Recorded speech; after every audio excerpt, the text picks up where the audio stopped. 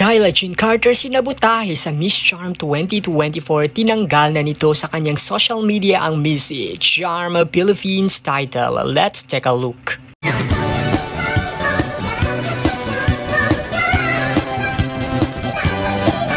Mag-subscribe ka na!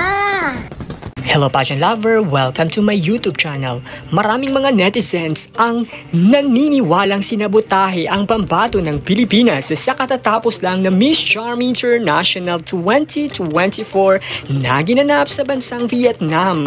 Si Kyla Jean Carter nga ang naging pambato ng Pilipinas dito na ayon sa mga nakasubaybay ay ano nga ba ang mali? Saan nga ba nagkulang si Kyla Jean na di man lang napasok sa top 10 finalist at napakaganda ng performance na pinakita nito sa swimsuit competition.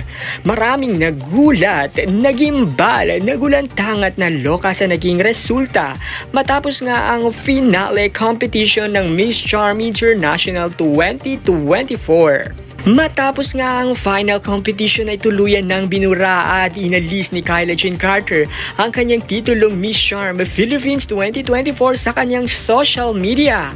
Nakapagtataka para sa mga Pinoy netizens na laging nililigwak ang mga pambato ng Pilipinas pag sa bansang Vietnam nga ginaganap ang pageant.